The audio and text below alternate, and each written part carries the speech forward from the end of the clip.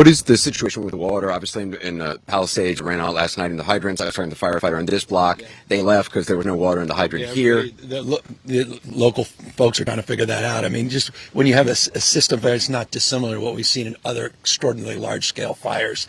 What is the? I think currently now it's about 3.4 million that are out. I think they've restored about 700,000 since the storm started. So just do the math. You're over 4 million have lost power since the start of this storm.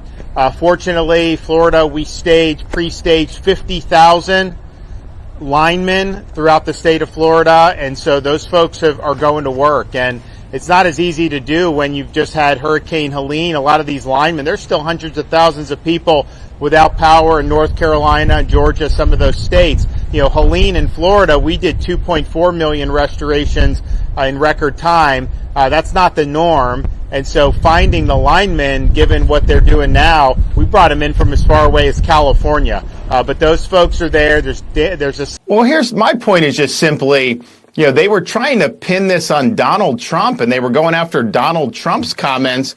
And I'm just thinking to myself, I've seen how these people in the press react to when these things happen in the state of Florida. All they try to do is define things that they can create negative narratives about. I remember when we had Hurricane Ian, Category 5 monster storm hit Southwest Florida.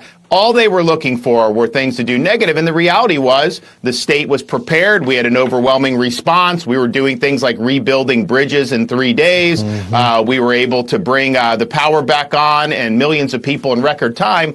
And so once it was clear that people were satisfied with the...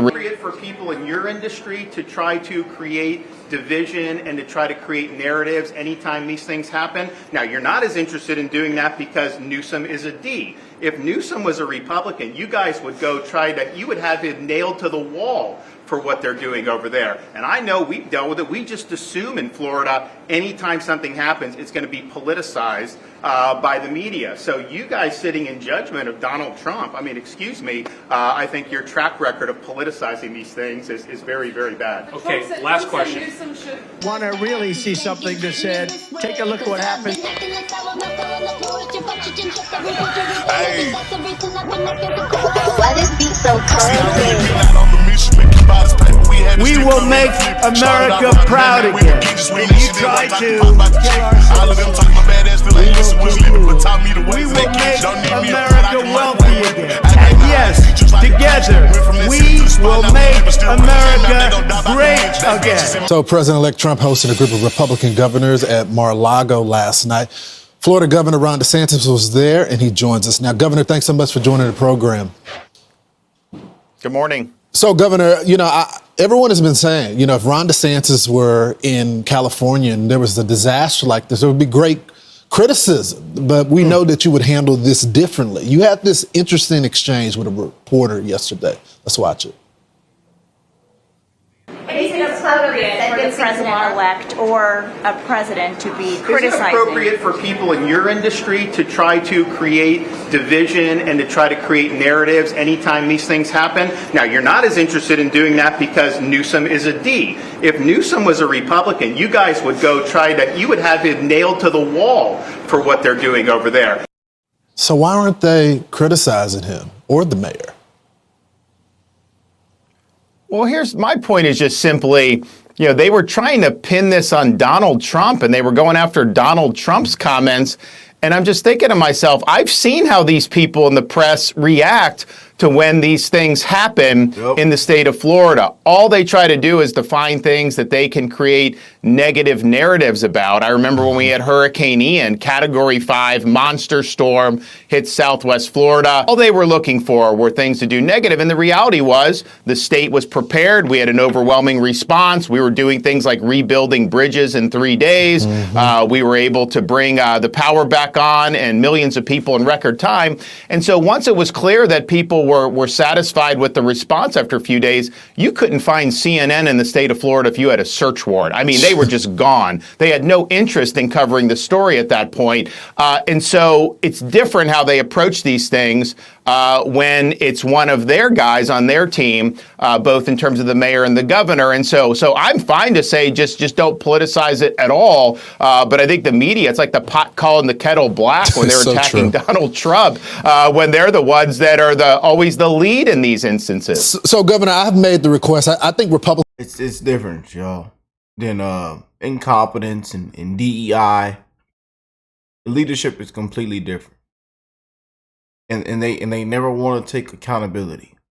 That's what kills me. They never want to take accountability.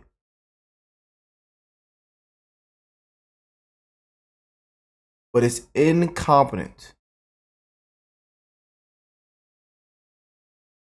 And y'all done ran everybody out of California. And I tell you, they should resign, man. Greasy Gavin and that mayor. Those people ought to be ashamed of themselves, for real. It's a disgrace what is going on in California. And they done ran everybody out of it. Now it's burning to the ground.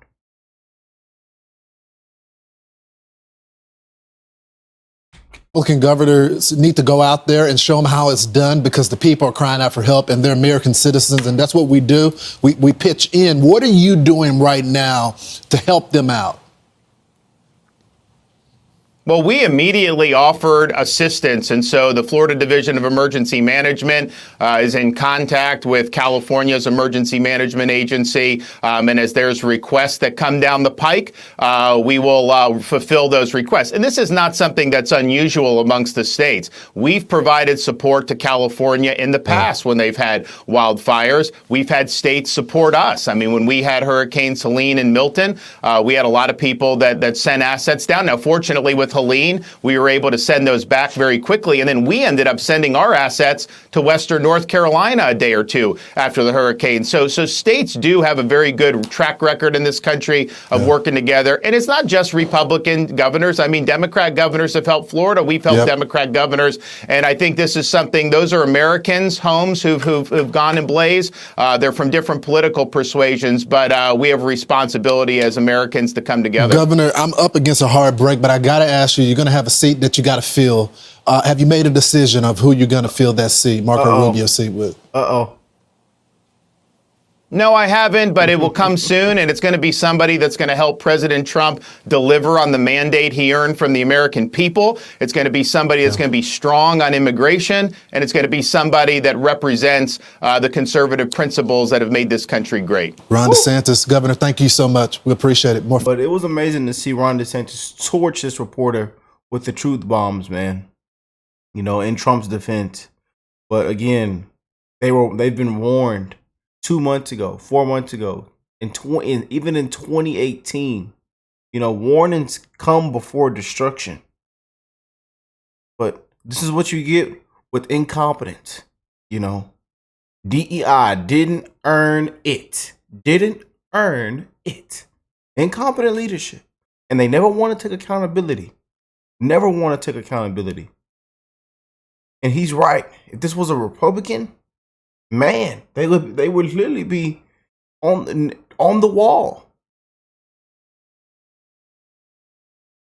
Nailed on the wall, yes. But here is this full clip, just in case any of y'all missed it, and it went viral, as most of y'all know, but there's some of y'all that haven't watched the full clip. So here is the full clip as we end out the video. President-elect or a president to be criticizing. Is it appropriate for people in your industry to try to create division and to try to create narratives anytime these things happen? Now, you're not as interested in doing that because Newsom is a D. If Newsom was a Republican, you guys would you would have him nailed to the wall for what they're doing over there. And I know we've dealt with it. We just assume in Florida, anytime something happens, it's going to be politicized by the media. So you guys sitting in judgment of Donald Trump, I mean, excuse me, I think your track record of politicizing these things is very, very bad. Okay, last question. Newsom should resign and that the wildfires are all his fault. So do you agree with those comments? I remember when we had the Surfside Tower collapse, I had people from the Washington Post trying to blame me for it immediately without having any facts or anything. Oh, he didn't declare a state of emergency. First of all, state of emergency doesn't mean you can't respond. It's all that. Excuse me? Biden did it. I think that's what she's saying. Well, but what I'm telling you is you guys are trying to make an issue of it when I have watched from this seat. In fact, when I got elected governor, I was meeting with some of the other Republican governors, and what they would say is, hey, if you have a natural disaster, just know media's coming at you, they're going to do it. It's not the same. That mayor of LA, if that were a Republican mayor, I could only imagine what that would do. I mean, you know the fires are at high risk and you try to go to Africa or wherever she was to go on some type of voyage.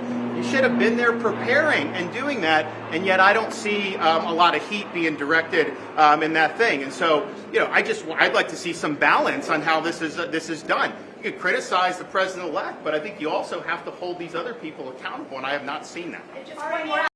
Yeah. Huge shout out to that Patriot right there. What do y'all think of this, man? Comment down below. Just torch them. It needs to be out there, man. It needs to be said. And what's crazy is y'all wipe Trump through the mud. Y'all wipe these Republicans through the mud. But they've been warned plenty of times. Warnings come before destruction. Warnings come before destruction. And y'all they done ran everybody out of there, out of California. I wonder why. They done ran everybody out of California, man. Everybody. And it's sad, man. It really is.